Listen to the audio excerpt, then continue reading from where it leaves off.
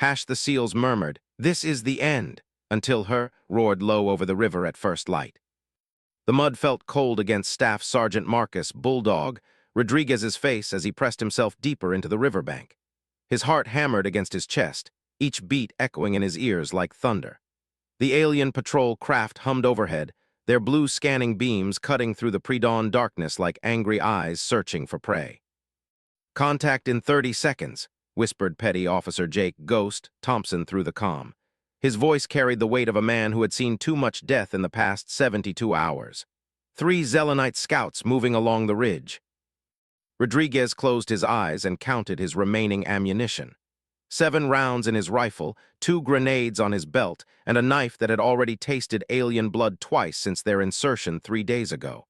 It wouldn't be enough, not against what was coming. The mission had started simple enough.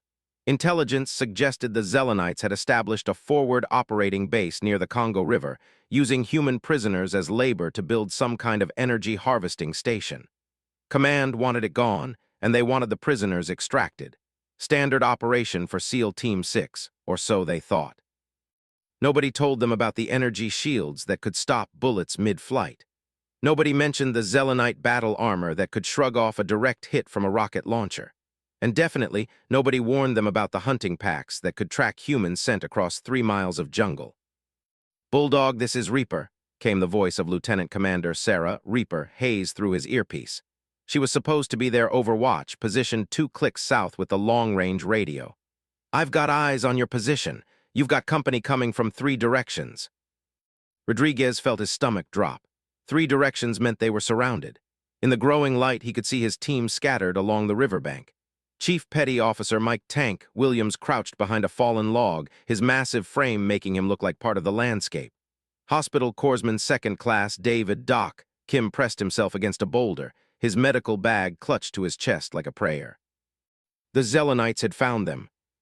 Rodriguez had been fighting aliens for 18 months now, ever since the first ships appeared over Earth's major cities. The world changed overnight when humanity discovered they weren't alone in the universe, and that their new neighbors weren't particularly friendly. The Zelenites looked like walking nightmares. 8 feet tall, covered in natural armor that resembled black metal, with 4 arms ending in claws that could tear through steel. Their heads were elongated, with clusters of red eyes that could see in multiple spectrums. They spoke in clicks and hisses that made Rodriguez's skin crawl. But the worst part wasn't how they looked. It was how they thought. The Zelenites saw humans as nothing more than efficient biological machines, useful for labor but ultimately disposable. They had invaded Earth not for territory or resources, but for slaves. Billions of humans to work their factories, mine their minerals, and die when they were no longer useful. "Movement on the North Ridge," Ghost whispered. "I count 6. No, 8 contacts. They've got energy weapons charged." Rodriguez knew those weapons. Zelenite plasma rifles could punch through a tree trunk and keep going. They'd seen what happened to Alpha Team when they got caught in the open. There hadn't been enough left to send home to their families. "Tank, what's your status?" Rodriguez sub-vocalized into his throat mic. "Running low on everything that goes boom," came the reply. Tank's voice carried his trademark calm, even in the face of impossible odds. The big man had been Rodriguez's anchor through a dozen impossible missions. If Tank was worried, he didn't show it. "Doc, I'm good, Bulldog. Got enough supplies to patch us up if we can get out of this mess." "If" the word hung in the air like a death sentence. Rodriguez studied their position with a tactical eye. The river curved around their location, creating a natural killing ground. The aliens were smart enough to use the terrain against them, positioning scouts on the high ground while driving the SEAL team toward the water. Classic hammer and anvil. The energy harvesting station sat 3 kilometers upstream, a twisted spire of alien metal that pulsed with sickly green light. According to the mission briefing, over 200 human prisoners were being held there, forced to work 18-hour shifts building more stations that would eventually cover the continent. Rodriguez had seen the intelligence photos. Men, women, and children working until they collapsed from exhaustion. Bodies thrown into mass graves when they could no longer be useful. The Zelenites didn't waste resources on burial ceremonies for what they considered livestock. "Reaper, we need options," Rodriguez transmitted. "Can you reach the extraction point?" Static filled his earpiece for several seconds before Hayes responded. Negative, Bulldog. Zelenite air support just arrived. 3 gunships circling the LZ. No way our ride is getting through that. Rodriguez felt the familiar weight of command settle on his shoulders. 4 good men looking to him for answers he didn't have. 4 families back home who would never see their sons and husbands again if he made the wrong call. The scanning beams passed directly overhead, and Rodriguez held his breath. The aliens' technology could detect human heat signatures through most cover, but the river's thermal interference created dead zones. It was the only reason they weren't already dead. Contact, Ghost's voice exploded through the comm. North Ridge, they're moving. Rodriguez raised his head enough to see the first Zelenite scout cresting the ridge. The creature moved with predatory grace, its plasma rifle sweeping the area below. Where the weapon's targeting beam touched vegetation, leaves withered and died. Hold fire, Rodriguez ordered. Let them get closer. It went against every instinct, but ammunition was precious. They needed to make every shot count, and the Zelenite armor was weakest at the joints. That meant close range, precision shots that required nerves of steel and perfect timing. The first scout reached the halfway point down the ridge. Then the second appeared, followed by a third. They moved in a standard 3-man overwatch pattern, covering each other's advance with practiced efficiency. Rodriguez recognized the tactical formation. These weren't random patrol units. They were military, probably veterans of the Zelenites' conquest of the vegan colonies that had fallen 6 months before Earth was contacted. Professional soldiers who had been killing humans longer than Rodriguez had been fighting aliens. Bulldog, Tank's voice was barely audible. I've got movement on the South Ridge too. We're about to be in a crossfire. The trap was closing. Rodriguez could feel it like a physical weight pressing down on his chest. In 60 seconds, his team would be caught between 2 groups of heavily armed aliens with nowhere to run. He thought about the mission briefing, delivered in the sterile conference room back at Dam Neck. The intelligence officer had been clean, pressed, and confident. Easy targets, minimal resistance, in and out before the aliens knew what hit them. Reality was mud, blood, and the growing certainty that none of them would see another sunrise. Doc, you still got that thermite charge? Affirmative, but it's only got about a 10-meter kill radius. Rodriguez studied the approaching aliens. If they could draw both groups into the kill zone simultaneously, the thermite might take out enough of them to create an opening. It was a desperate plan with almost no chance of success, but it was better than dying like rats in a hole. Tank, when I give the word, put suppressing fire on the north group. Ghost, you take south. Doc, get ready to deploy that thermite right between us and the river. That's danger close, Bulldog, Doc warned. We'll be well inside the blast radius. Better than being taken alive. Everyone knew what happened to captured humans. The Zelenites didn't believe in the Geneva Convention. Prisoners were subjects for medical experiments, forced labor, or entertainment in their hunting preserves. Death was the kindest fate a captured human could hope for. The first Zelenite scout reached the bottom of the North Ridge and began moving along the riverbank. 40 meters away and closing. Rodriguez could see the creature's breath steaming in the cool morning air, could hear the wet clicking sounds it made as it communicated with its squad mates. 30 meters. Rodriguez's finger found the trigger of his rifle. One shot, center mass where the alien's chest armor had a ventilation grate. If he missed, if the armor held, if the alien's shields absorbed the impact, his team was dead. 20 meters. The Zelenite stopped and raised its plasma rifle, the targeting beam sweeping left and right. For a moment, the beam passed directly over Rodriguez's position, and he felt his skin tingle from the energy discharge. 10 meters. Execute, Rodriguez whispered. Tank's machine gun opened up from the fallen log, sending a stream of armor-piercing rounds into the North Ridge. The sound was deafening in the pre-dawn quiet, but it had the desired effect. The Zelenite scouts dove for cover, their return fire wild and undisciplined. Ghost's rifle cracked from behind the boulder, precise single shots aimed at the South Ridge. Rodriguez heard one of the aliens scream, a sound like metal being torn apart. Rodriguez squeezed his trigger and watched his round punch through the nearest scout's chest armor. Purple blood sprayed from the exit wound, and the creature staggered backward into the river. But there were too many of them. Energy bolts filled the air around Rodriguez's position, superheating the mud and setting the vegetation on fire. The aliens were coordinating their attack, using their numerical advantage to pin down the human soldiers. "Thermite deployed," Doc shouted over the weapon's fire.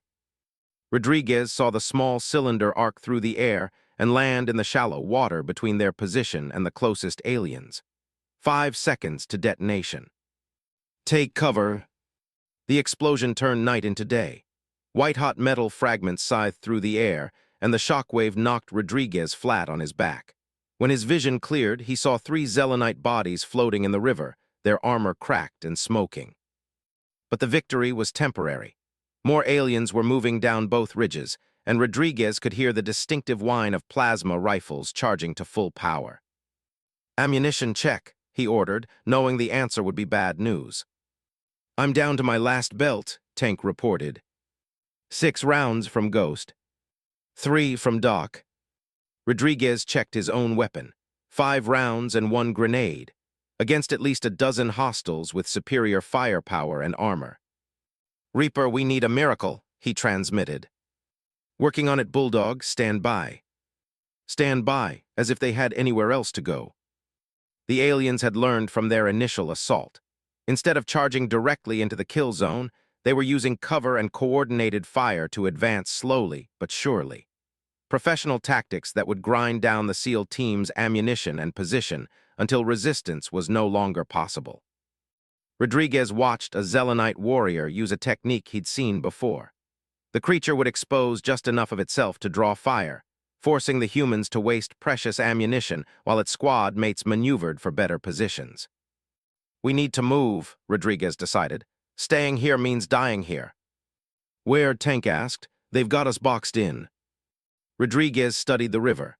The current was strong, and the water was deep enough to provide some concealment. If they could make it across to the far bank, there might be enough cover to break contact and escape. "We swim for it. On my mark, everyone into the water." Bulldog, Ghost's voice was strained. "I've got a problem here. Took a graze from a plasma bolt. Armor's compromised." Rodriguez felt his heart sink. A compromised suit meant Ghost couldn't risk extended water exposure. The electronics would short out and the life support would fail. "How bad?" "Bad enough. You guys go. I'll hold them here as long as I can." "Negative. Nobody gets left behind." It was the SEAL creed, but Rodriguez knew it might be impossible to keep. With Ghost wounded and the aliens closing in, they needed a new plan. Fast. "Contact rear," Tank shouted. "They're coming up behind us." Rodriguez spun around to see 4 more Zelenites emerging from the jungle behind their position. The trap was complete. They were surrounded, outgunned, and running out of options. He keyed his radio one more time. "Reaper, if you've got something, now would be good." Static answered him, then Hayes' voice tight with stress. "Bulldog, I've got bad news. Multiple alien aircraft inbound from the harvesting station. Looks like reinforcements." Rodriguez closed his eyes and felt the weight of failure settle over him. The mission was blown, his team was trapped, and in a few minutes they would either be dead or prisoners. He thought about the families back home who would receive folded flags and hollow condolences. He thought about the human prisoners at the harvesting station who would continue to suffer because SEAL Team 6 had failed to reach them. He thought about his daughter's last words to him before deployment. "Come home safe, Daddy." "This is the end," Tank murmured over the comm, voicing what they were all thinking. Rodriguez was about to give the order to fix bayonets and go down fighting when a new sound reached his ears. Distant at first, but growing stronger. A sound that made his heart leap with desperate hope. The deep, unmistakable roar of turbofan, engines at low altitude. "Bulldog," Hayes' voice came through the radio, and for the first time in 3 days, she sounded like she was smiling. "Cavalry's coming. Stay down and mark your position with infrared strobes." Rodriguez didn't know who was flying toward their position, but he knew that sound. American engines, American power, American determination to never leave a soldier behind. In the growing dawn light, he could see the aliens had heard it too. Their coordinated advance faltered as they looked to the sky, searching for the source of the approaching thunder. Rodriguez activated his infrared strobe and settled deeper into the mud. Whatever was coming, he hoped it would be enough. The sound grew closer, and with it came the first glimmer of hope Rodriguez had felt since the mission began. The seals murmured, "This is the end," until her roared low over the river at first light. Captain Jessica, Hawkeye, Martinez felt the familiar weight of her. Thunderbolt II as she pushed the throttles forward, dropping to treetop level over the Congo jungle. The twin turbofan engines screamed behind her, their sound cutting through the pre-dawn darkness like a promise of deliverance. "Bulldog, this is Hawkeye," she transmitted over the tactical frequency. "I've got your strobe, marking hostile positions now." Through her targeting system, Martinez could see the heat signatures scattered around the SEAL team's position. 16 Zelenite warriors, armed with plasma weapons and moving in coordinated fire teams. Professional soldiers who had probably never faced an A-10 in full attack mode. They were about to learn why the Thunderbolt II was called the Warthog. Martinez had been flying combat missions for 8 years, but the past 18 months had been unlike anything in her training. When the Zelenites arrived, every pilot in the Air Force had to relearn everything they thought they knew about air-to-ground combat. The aliens' energy shields could stop conventional missiles, and their plasma weapons could reach altitudes previously considered safe. 3 months ago, Martinez had watched an entire squadron of F-16s get swatted out of the sky by a single Zelenite gunship. But the A-10 was different. Built around the massive GAU-8 Avenger cannon, the Warthog could deliver 30mm depleted uranium rounds at a rate of 4,000 rounds per minute. The aliens' shields worked by deflecting incoming energy, but kinetic penetrators were a different story entirely. Martinez had discovered that fact during the Battle of Atlanta, when her cannon rounds punched straight through a Zelenite battle tank's shields and turned the vehicle into scrap metal. Word spread quickly through the Air Force. The Warthog could hurt the aliens. "Hawkeye, I've got 16 hostiles in 3 groups," came Rodriguez's voice through her headset. "North Ridge, South Ridge, and approaching from our 6. Danger close on all positions." Martinez studied her targeting display. The SEAL team was pinned down in a rough triangle, with aliens converging from 3 directions. Any attack run would have to thread the needle between friendly and hostile positions with surgical precision. "Copy that, Bulldog. I've got visual on all hostile positions. Starting my first run from the east. Keep your heads down."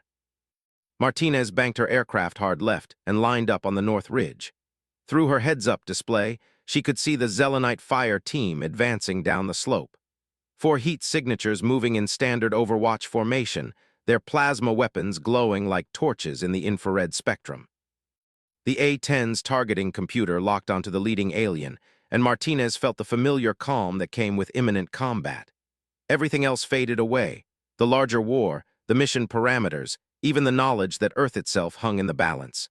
There was only the target, the weapon, and the split-second timing required to put rounds on target without hitting friendly forces. Martinez pulled the trigger.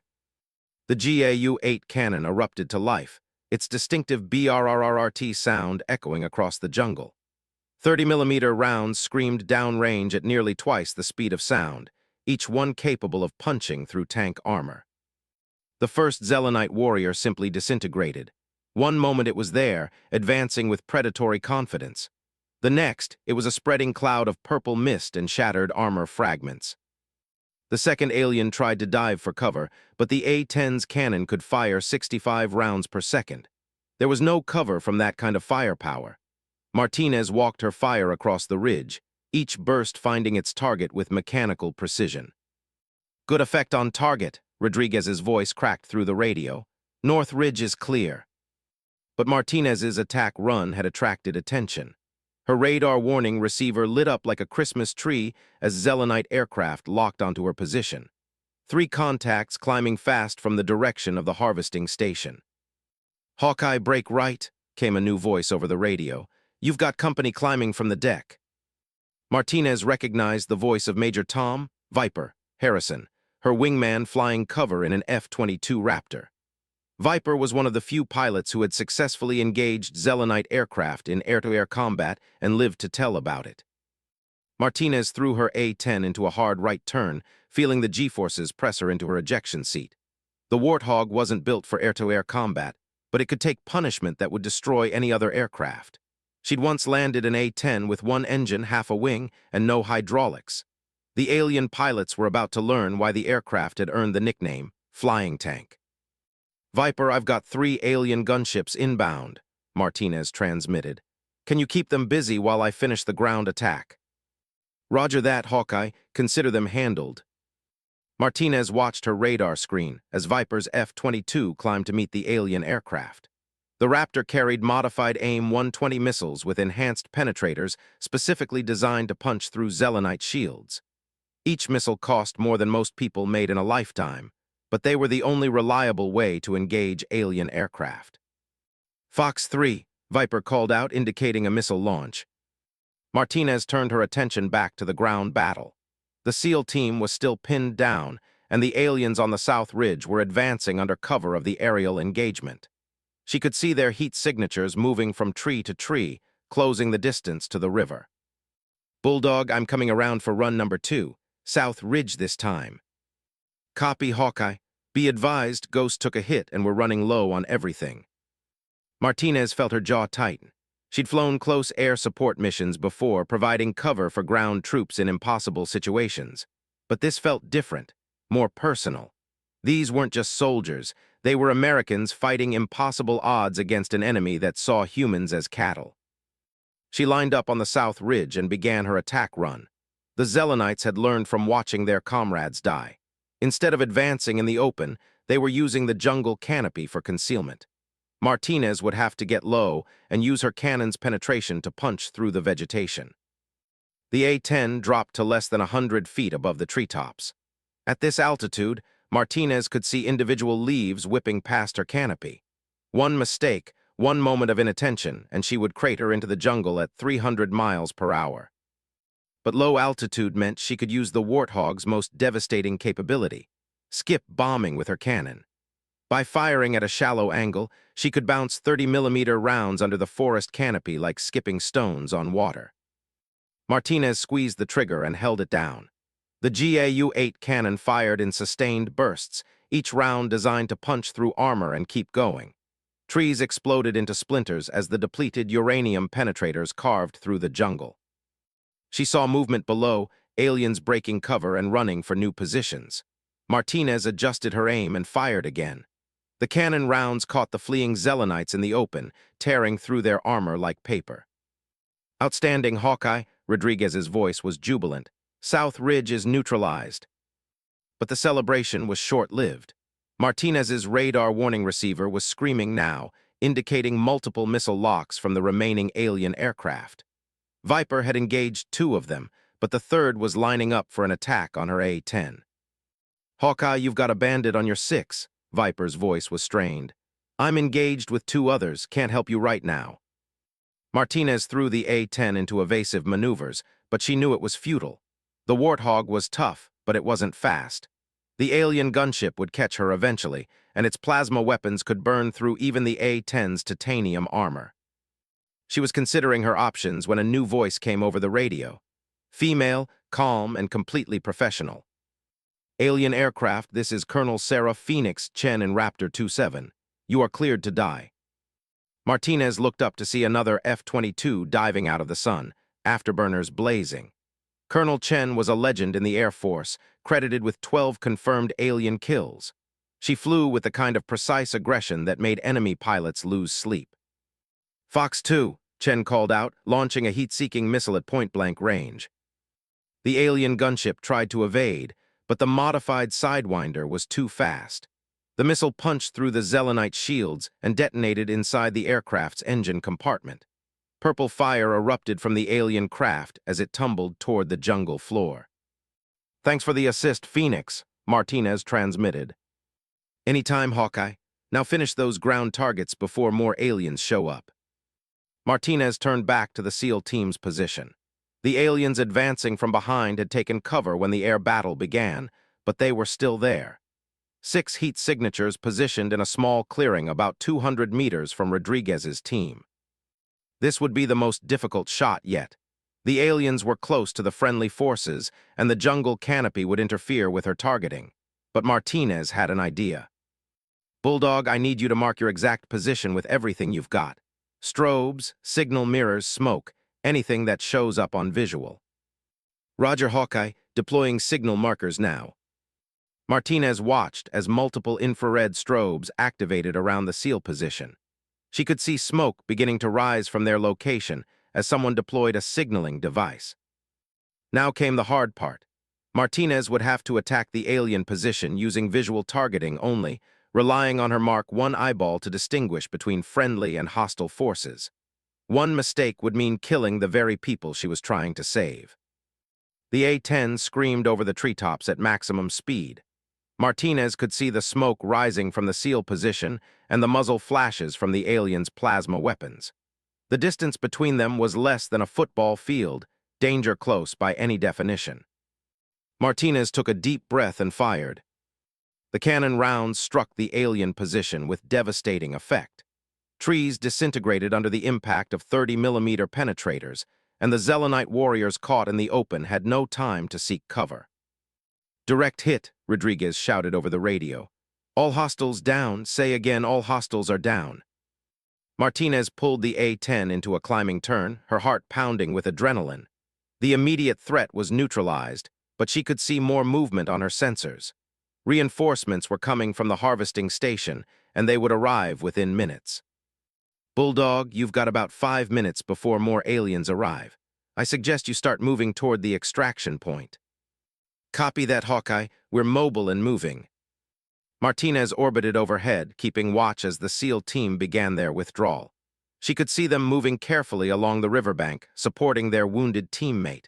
They were professionals, but they were also human.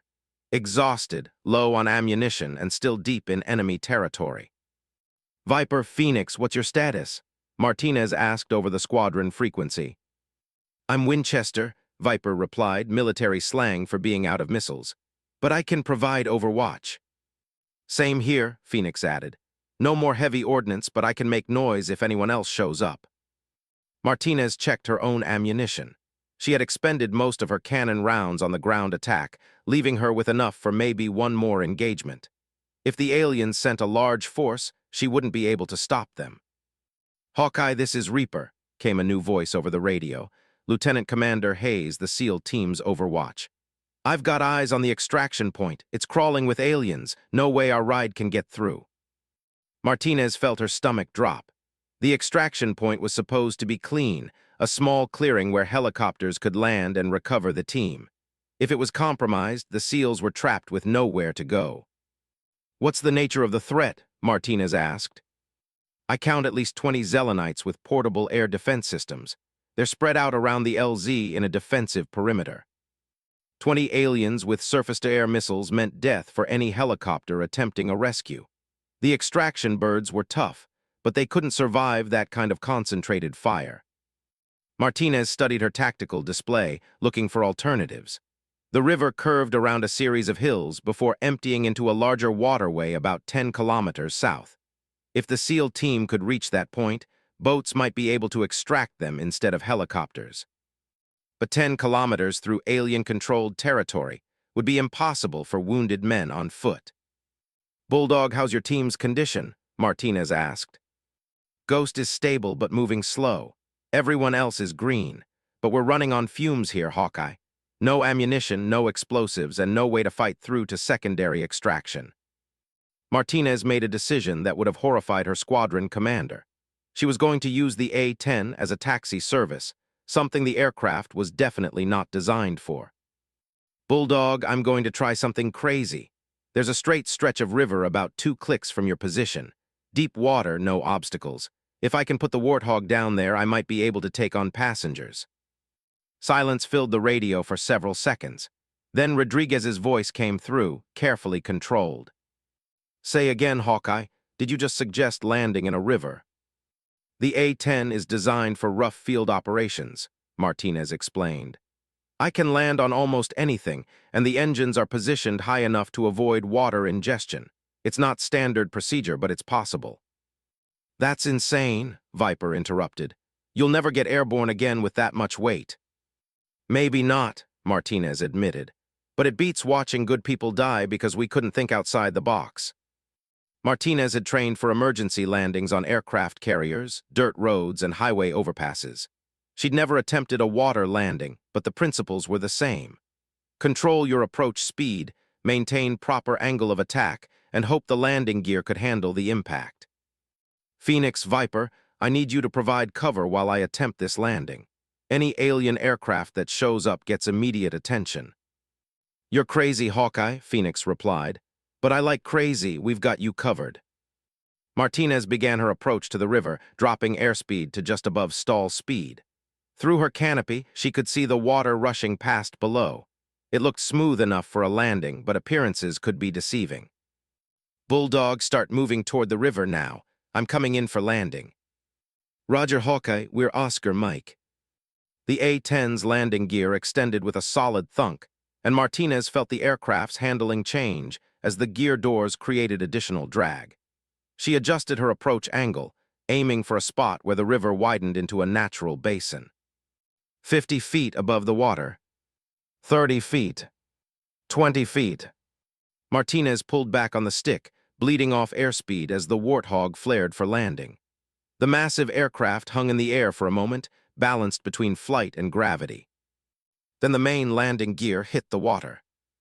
The impact was tremendous, sending spray in all directions as the A-10's wheels cut through the surface. Martinez fought to keep the aircraft straight as it skipped across the water like a stone, each bounce threatening to tear the landing gear loose. Finally, the Warthog settled into the river with a tremendous splash. Water rushed over the engine intakes, but they were positioned high enough to avoid ingesting liquid. The aircraft bobbed like a massive cork, held afloat by the empty fuel tanks in its wings. "Holy shit," came Tank's voice over the radio. "She actually did it." Martinez shut down the engines and began emergency securing procedures. The A-10 was designed to survive enemy fire, but floating in a river was pushing the envelope even for the flying tank. "Bulldog, I'm down and stable. How long until you reach my position?" 3 minutes, and Hawkeye, that was the most beautiful thing I've ever seen. Martinez smiled despite their desperate situation. The hardest part was yet to come. Getting 5 passengers aboard an aircraft designed for one pilot, then somehow getting airborne from a river with no runway. But for the first time since the mission began, the SEAL team had a chance. And sometimes a chance was all you needed. The SEALs murmured, "This is the end," until her roared low over the river at first light. Rodriguez couldn't believe what he was seeing as his team crested the small hill overlooking the river. The A-10 Thunderbolt II sat in the water like some kind of metallic whale, its twin engines silent but intact. Captain Martinez had actually done it, landed a 40,000-pound attack aircraft in a river. "That woman has balls of steel," Tank muttered, supporting Ghost's wounded form as they made their way down the muddy slope. "Biggest balls in the Air Force," Doc agreed, checking Ghost's bandages as they moved. The plasma graze had sealed itself with emergency medical foam, but Ghost needed proper treatment soon. Rodriguez activated his throat mic. "Hawkeye, Bulldog is approaching your position from the north. ETA 30 seconds. "Copy, Bulldog. Be advised I've got alien air assets inbound from the harvesting station. We need to move fast." Rodriguez could hear the strain in Martinez's voice. Landing the A-10 had been the easy part. Getting it airborne again with 5 passengers would be nearly impossible under normal circumstances. With alien aircraft approaching, it bordered on the miraculous. The team reached the riverbank, and Rodriguez got his first close look at the beached Warthog. The aircraft's landing gear was completely submerged, and water lapped at the bottom of the fuselage. But the engines were clear, and more importantly, the canopy was intact. "How the hell are we all going to fit in there?" Ghost asked, his voice weak but alert. Martinez popped the canopy and stood up in the cockpit. Even from 50 feet away, Rodriguez could see she was young, maybe late 20s, with a kind of confident bearing that came from knowing she was the best at what she did. "The A-10 wasn't designed for passengers," she called out, "but it's got space behind the pilot's seat for survival gear. We'll have to get creative." Rodriguez waded into the river, feeling the current try to pull his feet out from under him. The water was deeper than it looked, reaching nearly to his chest by the time he reached the aircraft. "Tank, you're biggest. You get the space directly behind the pilot's seat. Dock, you're smallest, so you get the avionics bay. Ghost will strap you into the equipment compartment. Reaper and I will have to hang on wherever we can find space. It sounded insane even as he said it. 5 fully equipped soldiers crammed into an aircraft designed for one pilot, attempting a takeoff from a river with alien fighters inbound. The odds were so bad they weren't worth calculating. But Rodriguez had learned something during 18 months of fighting the Zelenites. Sometimes impossible was just another word for challenging. Contact, Reaper's voice crackled over the radio from her overwatch position. I've got 3 alien aircraft approaching from the east, ETA 2 minutes. Phoenix Viper, where are you? Martinez called over the squadron frequency. Engaging hostiles 5 clicks south, came Phoenix's strained reply. We've got our hands full here, Hawkeye. Can't provide immediate support. Rodriguez felt his stomach tighten. They were on their own again, just like they'd been for the past 3 days. Except this time they had a pilot crazy enough to try the impossible. Everyone in now, Rodriguez ordered. Tank splashed through the water and hauled himself up onto the A-10's wing. The aircraft tilted slightly under his weight, but the landing gear held. He squeezed himself into the cramped space behind Martinez's ejection seat, his massive frame barely fitting into the confined area. Doc followed, contorting his smaller body into the avionics compartment like a human pretzel. Ghost needed help from both Rodriguez and Reaper to get positioned in the equipment bay, his wounded leg making movement difficult. Bulldog, you're in the cannon compartment, Martinez directed. It's not comfortable, but there's room. Rodriguez squeezed himself into the space normally occupied by ammunition for the GAU-8 cannon. The smell of cordite and burned metal filled his nostrils, reminders of the devastating fire support Martinez had provided just minutes before. Reaper, you get the wing route. There's a maintenance panel you can remove to create a handholds. Reaper was the last aboard, positioning herself in the narrow space where the wing met the fuselage. It wasn't safe, it wasn't regulation, and it definitely wasn't designed for human passengers. But it was their only chance. Everyone strapped in? Martinez asked, already beginning her engine startup sequence. A chorus of affirmatives came through the intercom, though Rodriguez could hear the tension in everyone's voice. They were about to attempt something that had never been tried before, taking off from a river in an overloaded attack aircraft while under enemy fire. Hawkeye, this is Phoenix, came a transmission from the squadron frequency. Those alien aircraft we were chasing, they just broke off and are heading your direction. You've got maybe 90 seconds before they arrive. Martinez's hands flew over the cockpit controls with practiced efficiency. Rodriguez could feel the A-10's engines spooling up, their twin turbofans creating a hurricane of spray behind the aircraft. Engine startup complete, Martinez announced, beginning takeoff run. The A-10 lurched forward through the water, its engines straining against the resistance of the river. Rodriguez felt every vibration through the aircraft's frame as Martinez pushed the throttles to maximum power. The aircraft picked up speed slowly, fighting against the water's drag and the additional weight of 5 passengers. Through the small window near his position, Rodriguez could see the shoreline rushing past as they accelerated down the river. Airspeed 40 knots, Martinez called out. Need 60 for rotation. The problem was obvious to anyone with flight training. The A-10's normal rotation speed was much higher, but they were operating in conditions the aircraft was never designed for. If they couldn't reach sufficient speed before running out of river, they would crash into the jungle at high velocity. Contact, Reaper shouted from her position on the wing. Alien aircraft bearing 090, 3 gunships in attack formation. Rodriguez strained to look out his window and saw them, sleek, predatory shapes diving toward their position like mechanical hawks. Zelenite gunships were fast, maneuverable, and armed with plasma weapons that could vaporize an A-10 in seconds. 50 knots, Martinez announced, her voice tight with concentration. Come on, baby, fly for me. The river was running out. Rodriguez could see where the waterway narrowed ahead, creating a natural barrier that would end their takeoff attempt. They had maybe 10 seconds before impact. Hawkeye, break right, came Viper's voice over the radio. I'm coming in for a gun run on those hostiles.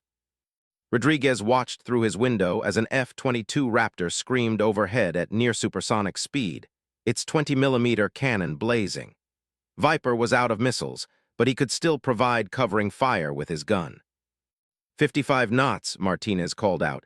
Still need 5 more for rotation. The alien gunships scattered under Viper's attack, but they regrouped quickly. Rodriguez could see energy building in their plasma weapons as they lined up for attack runs on the struggling A-10.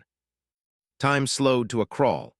Rodriguez could see individual details with crystal clarity, droplets of water streaming past his window, the tension lines around Martinez's eyes as she fought to coax every ounce of performance from her aircraft, the purple glow of alien weapons preparing to fire. "That's it," Martinez said quietly. "Rotation speed, here we go." The A-10's nose lifted out of the water as Martinez pulled back on the stick.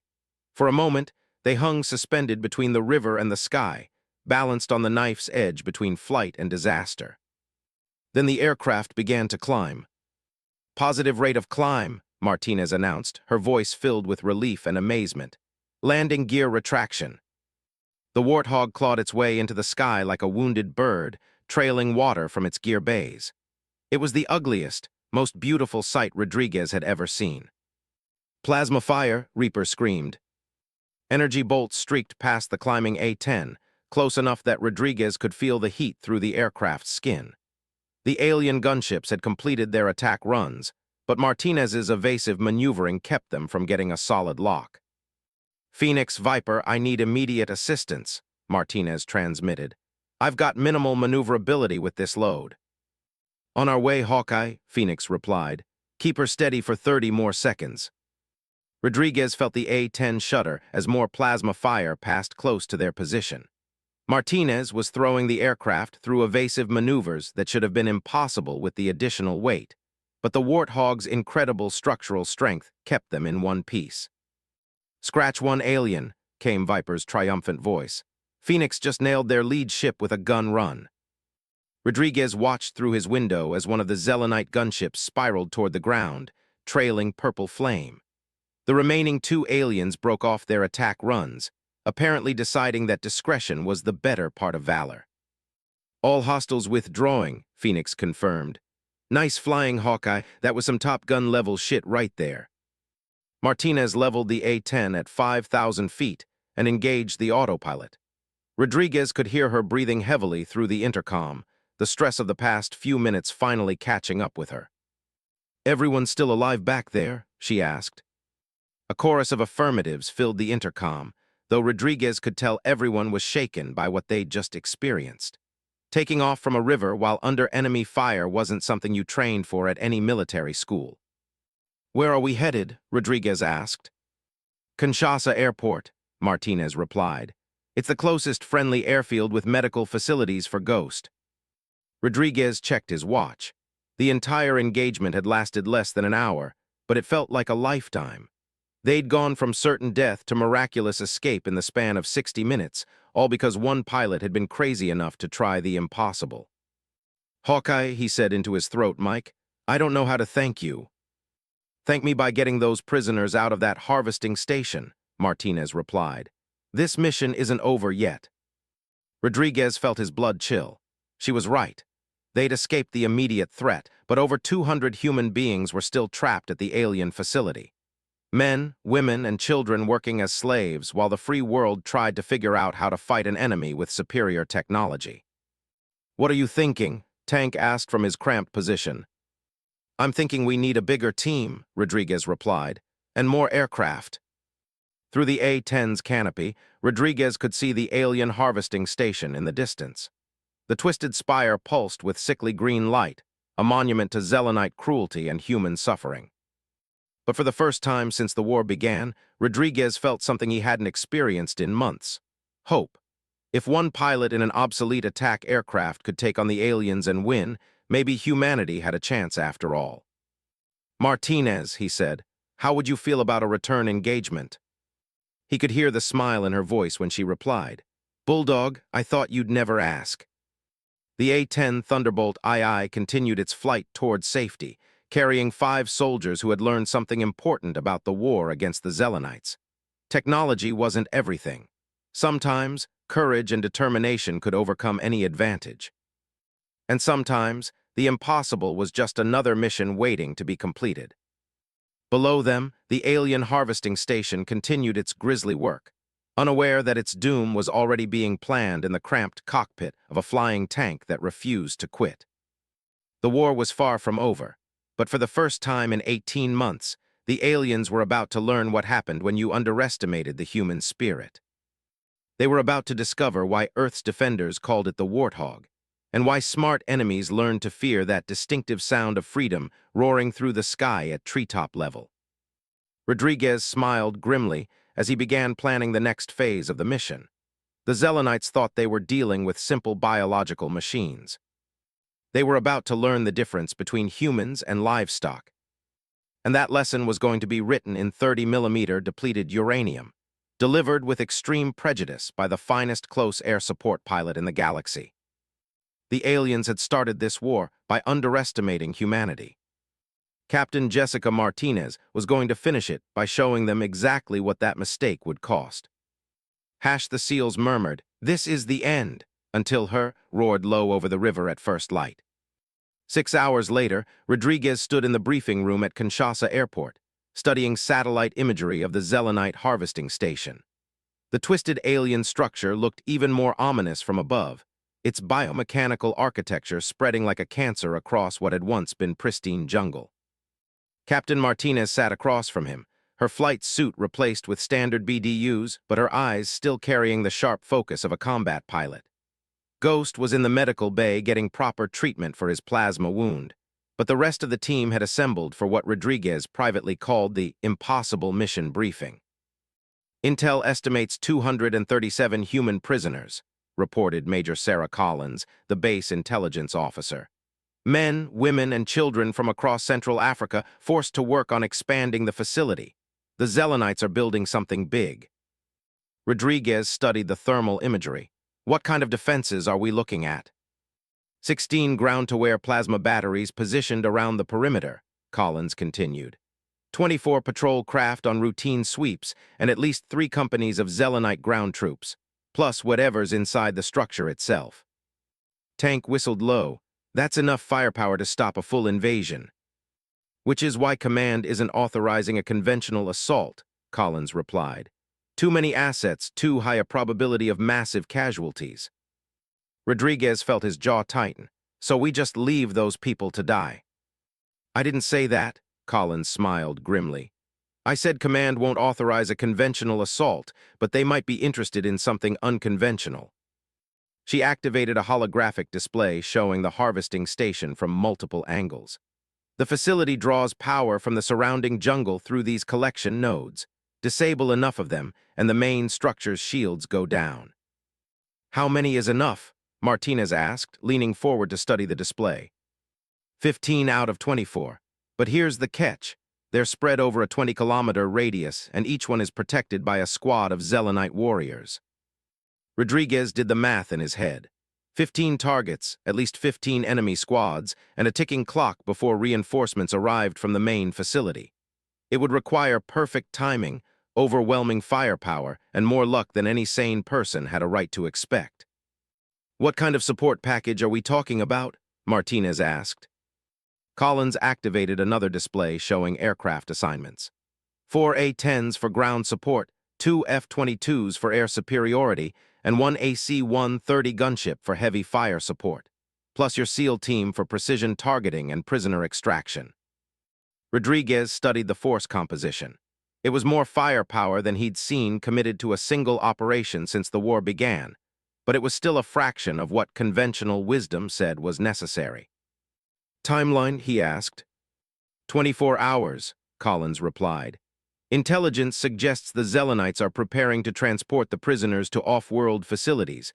This is our last chance to get them out. Rodriguez looked around the room. Tank was checking his weapon for the 100th time, a sure sign he was processing the mission parameters. Doc was reviewing medical supplies, calculating what would be needed for 200 wounded civilians. Reaper was studying the satellite imagery with the intensity of a surgeon planning a delicate operation. And Martinez was smiling. You're enjoying this? Rodriguez observed. Damn right I am, Martinez replied. Those alien bastards shot down my wingman over Morocco 3 months ago. I owe them some payback. Rodriguez understood that sentiment. Every human soldier had personal reasons for fighting the Zelenites. The aliens didn't just conquer territory, they destroyed lives, families, entire communities. This war wasn't about politics or resources, it was about survival. "What's the insertion plan?" Tank asked. Collins highlighted several approach routes on the holographic display. "The SEAL team inserts via Halo jump at 300 hours. You'll have 6 hours to reach the primary target and mark targets for airstrikes. Aircraft begin their attack runs at 900, coordinated with your ground assault on the main facility." Rodriguez studied the timeline. 6 hours to move through 20 kilometers of alien-controlled jungle, locate and mark 15 separate targets, then conduct a precision assault on a heavily defended facility, all while avoiding detection by enemy patrols and automated sensors. "Equipment package?" Doc asked. "Full combat load plus specialized gear for disabling Zelenite technology. New plasma charges designed specifically for their shield generators." Rodriguez had heard about the new weapons. Developed by scientists studying captured alien technology, they could supposedly punch through Zelenite shields and disable their power systems. Supposedly. They'd never been tested in actual combat. "Extraction?" Reaper asked. "The AC-130 will provide cover while transport helicopters evacuate the prisoners. You extract with the civilians once the facility is secured." Rodriguez nodded slowly. It was a complex operation with multiple moving parts, any one of which could go wrong and doom the entire mission. But it was also their best chance to rescue over 200 innocent people and strike a meaningful blow against the alien occupation. "I'm in," he said simply. "Same here," Tank added, speaking for the entire team. Martinez stood up and extended her hand. "It's been an honor working with you, Bulldog. Looking forward to doing it again." Rodriguez shook her hand, nodding the firm grip and steady gaze. "The honor was ours, Hawkeye. Try not to land any more aircraft in rivers." "I make no promises," Martinez grinned. "The A-10 can handle anything you throw at it." 3 hours later, Rodriguez and his team sat in the cargo bay of a C-130 transport aircraft, checking their equipment one final time. The new plasma charges looked like standard explosives, but according to the scientists, each one could disable a Zelenite shield generator permanently. "Final equipment check," Rodriguez called out over the aircraft's engine noise. "Weapons green," Tank reported, patting his modified M249 machine gun.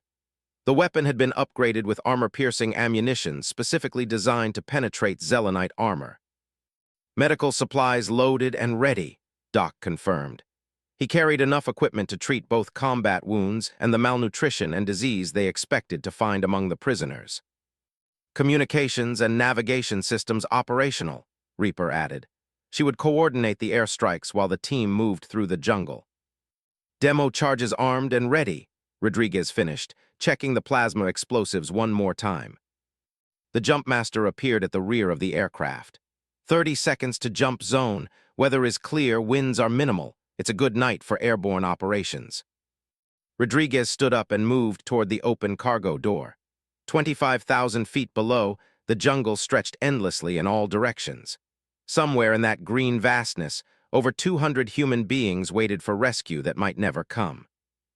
"Remember," Rodriguez called out to his team, "this isn't just about completing the mission. It's about getting those people home to their families." The red warning light switched to green. "Go, go, go." Rodriguez stepped out into empty space and felt the familiar rush of freefall. The ground rushed up toward him at terminal velocity, the alien harvesting station visible as a sickly glow on the horizon. Around him, his team fell through the darkness like angels of vengeance. Armed with the finest weapons Earth could provide and the absolute determination to succeed, they were humanity's answer to 18 months of alien oppression. The Zelenites had made a fatal mistake when they decided to enslave human beings.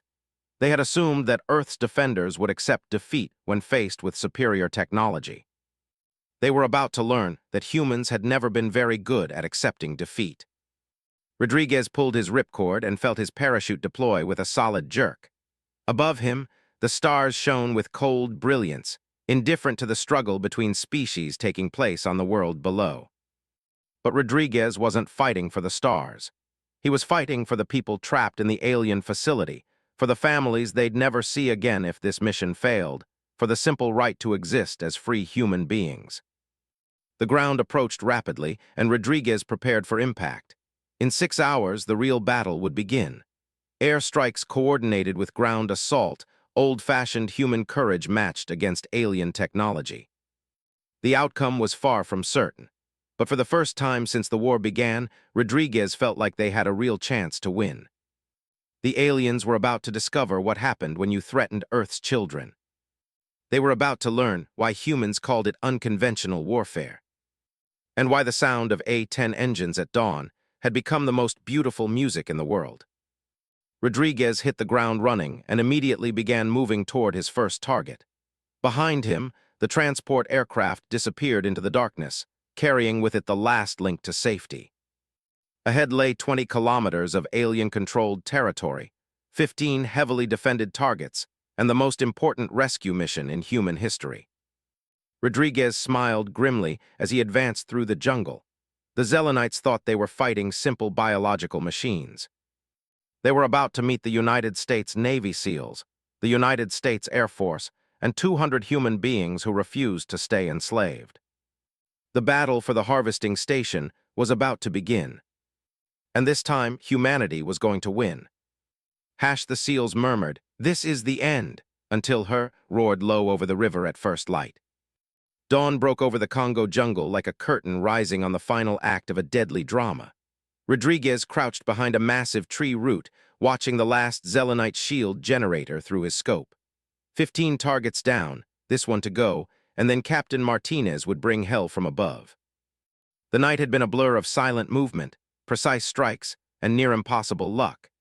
His team had moved through alien-controlled territory like ghosts, disabling shield generators with the new plasma charges while avoiding detection by enemy patrols. But this final generator was different. Instead of being protected by a single squad, it was guarded by an entire platoon of Zelenite warriors. 30 aliens in full combat armor, armed with plasma weapons and supported by automated defense systems. "Reaper status report," Rodriguez whispered into his throat mic. "All aircraft are in position and standing by," came Hayes' reply from her overwatch position. "Hawkeye is chomping at the bit to start the fireworks." Rodriguez smiled despite their desperate situation. Captain Martinez had proven herself to be exactly the kind of pilot you wanted on your side when the odds were impossible. Fearless, skilled, and just crazy enough to try things that should have been physically impossible. "Tank Doc, you ready for this?" Rodriguez asked. "Born ready," Tank replied, checking his modified machine gun one more time. "Let's get those people out of there," Doc added, his medical bag secured and ready for what they expected to be massive casualties among the rescued prisoners. Rodriguez studied the alien facility through his binoculars. The main structure towered nearly 200 feet above the jungle floor, its biomechanical architecture pulsing with the same sickly green light they'd seen from the air. Around its base, he could see human figures moving with the slow, exhausted gait of people pushed beyond their physical limits. 237 prisoners, according to intelligence. Men, women, and children who had been enslaved for months, forced to work 18-hour shifts building more facilities that would eventually cover the continent. They deserved better than to die as collateral damage in a rescue attempt. "All stations, this is Bulldog," Rodriguez transmitted on the command frequency. "Final shield generator is heavily defended. Request immediate air support on my mark." "Copy, Bulldog," came Martinez's voice over the radio. "Hawkeye flight is standing by with full ordnance loads. Just point us in the right direction."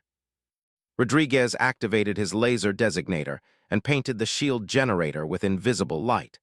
The device was larger than the others, probably a master control unit that coordinated the entire defensive network. "Target marked," he announced. "All aircraft, you are cleared hot on laser designation." The sound started as a distant rumble, like thunder rolling across the jungle. Then it grew louder, building to the distinctive roar of 4 A-10 Thunderbolt IIs approaching at maximum attack speed. Rodriguez had never heard a more beautiful sound in his life. Hawkeye 1 in hot. Martinez's voice crackled through the radio. The first A-10 screamed overhead at treetop level, its GAU-8 cannon erupting in a sustained burst that lit up the pre-dawn darkness. 30mm rounds slammed into the shield generator with devastating effect, tearing through alien technology like paper. The generator exploded in a shower of sparks and twisted metal. Instantly, the energy field surrounding the main facility flickered and died. "Direct hit," Rodriguez shouted. "Shields are down, repeat, shields are down." "Hawkeye 2 rolling in," came another voice. The second attacked the alien defensive positions around the generator, its cannon fire sweeping through the Zelenite platoon like a scythe through wheat. Purple blood sprayed across the jungle floor as alien warriors died under the withering fire. "This is Spectre 10, came a new voice over the radio. The AC-130 gunship had arrived, bristling with cannons and missiles designed to provide devastating fire support. "Spectre, this is Bulldog. I need you to clear the approaches to the main facility. We're going in for prisoner extraction." "Copy, Bulldog. Consider it done." The AC-130's 105 howitzer began firing, each shell creating massive explosions among the alien defensive positions.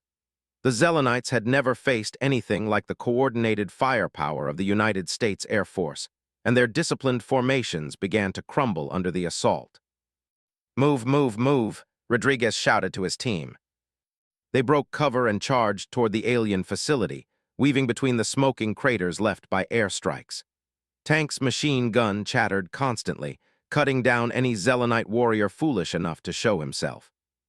The main entrance to the facility was a gaping wound in the biomechanical structure, guarded by automated plasma turrets that tracked their approach with mechanical precision. Rodriguez was about to call for another airstrike when the turrets suddenly shut down. "What the hell?" Tank muttered. "Plasma charges must have disrupted their power grid," Doc explained. "The whole facility is running on emergency power." They reached the entrance and found their first group of prisoners. 12 humans huddled in a corner, their faces gaunt with hunger and exhaustion. They looked up at the approaching soldiers with expressions of disbelief, as if rescue was something they'd given up hopping for. "U.S. Navy," Rodriguez announced, removing his helmet so they could see his face. "We're here to get you out." An elderly man stepped forward, his clothes torn and dirty but his eyes still bright with intelligence. "Dr. James Morrison, University of Kinshasa. Are you really American soldiers?" "Yes, sir. How many prisoners are being held here?" 237 spread throughout the facility, but the Zelenites, they separated the children, took them to the upper levels for some kind of medical experiments. Rodriguez felt cold rage settle in his stomach. The aliens weren't just using humans for labor. They were conducting medical experiments on children.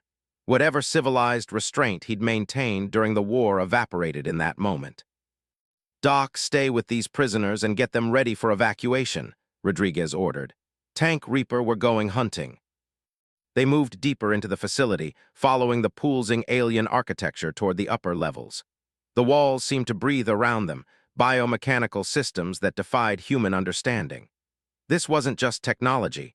It was something between machine and organism, alien in ways that made Rodriguez's skin crawl. "Contact front," Tank shouted, opening fire on a group of Zelenite guards. The aliens had taken defensive positions at a checkpoint, using the facility's architecture for cover. Their plasma weapons lit up the corridor with purple energy, forcing the SEALs to dive for cover behind twisted metal supports. "Hawkeye, this is Bulldog," Rodriguez transmitted. "I need close air support inside the facility. Can you put rounds through the upper levels without bringing down the whole structure?" "That's a negative, Bulldog," Martinez replied. "Too much risk to the prisoners. You'll have to clear it the old-fashioned way." Rodriguez nodded grimly and pulled a grenade from his belt. Old-fashioned it was. The explosion cleared the checkpoint, and they continued upward through the alien structure. Each level revealed more horrors, laboratories where humans had been subjected to medical experiments, holding cells where prisoners had been kept in conditions that violated every principle of civilized treatment.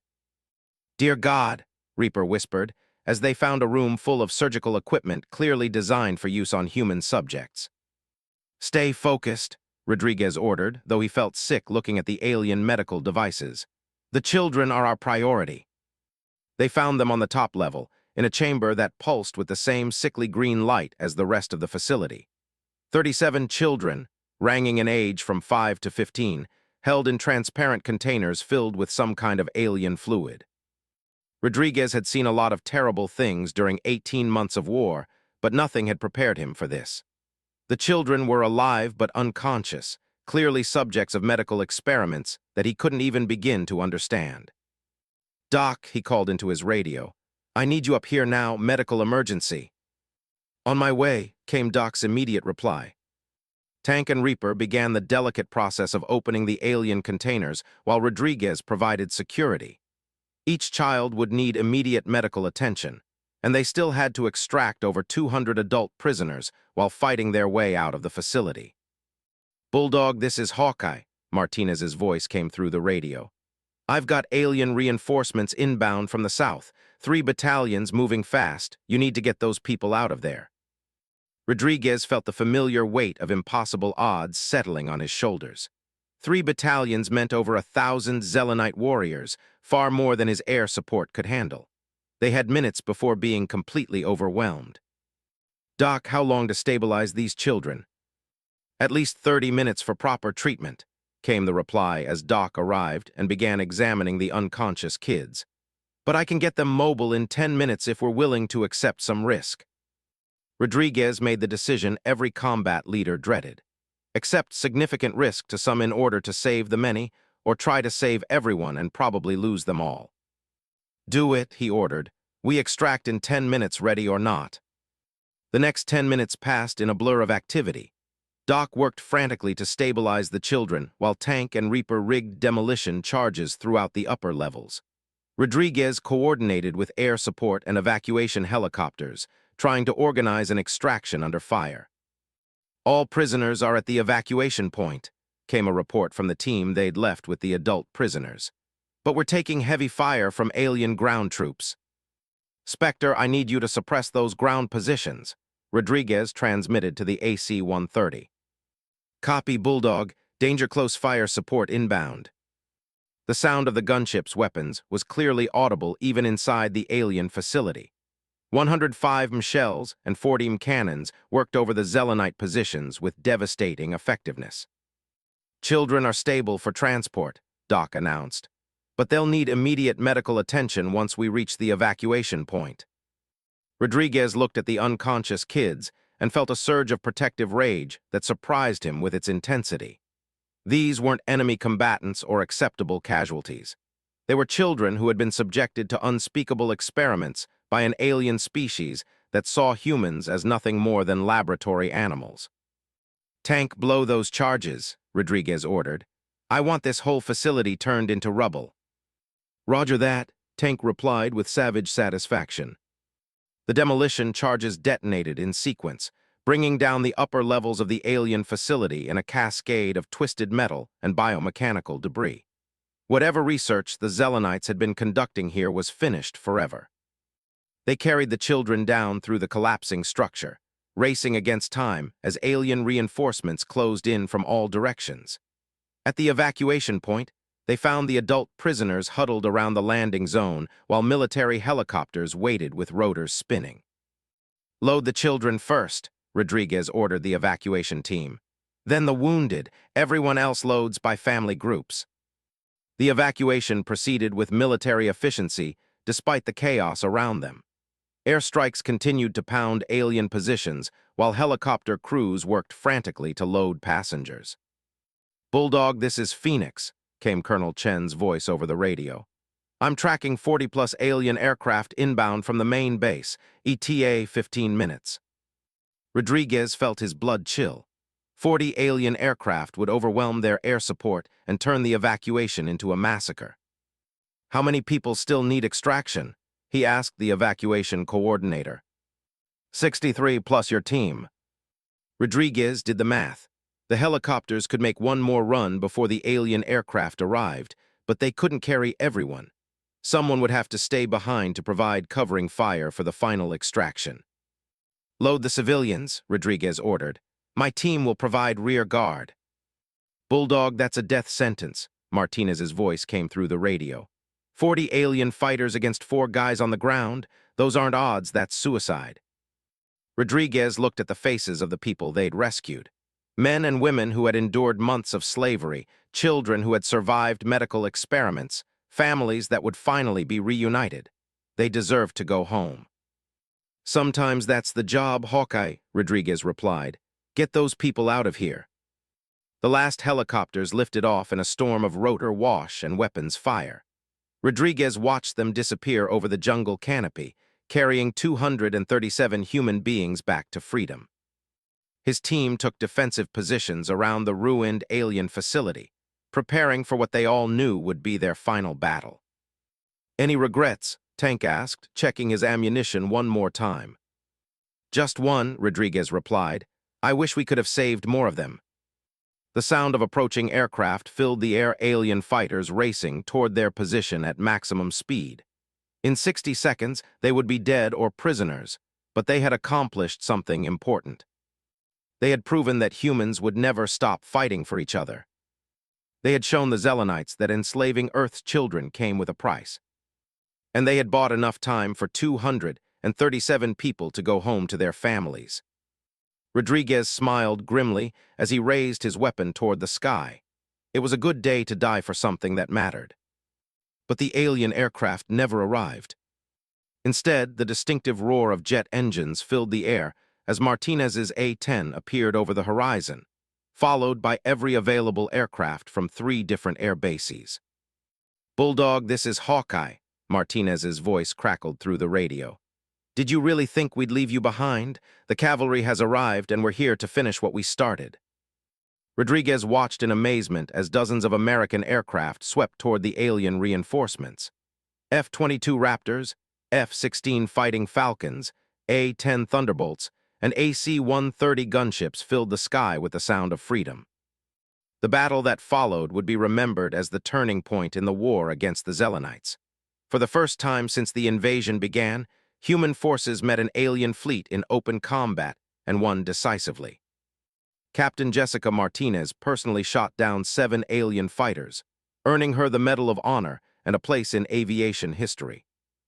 The rescued prisoners were reunited with their families, and the children recovered fully from their ordeal. And Staff Sergeant Marcus Rodriguez learned something important about the war they were fighting. Humans had never been very good at accepting defeat, especially when their children were threatened. The aliens had made a fatal error when they decided to enslave Earth's people. They had a whack,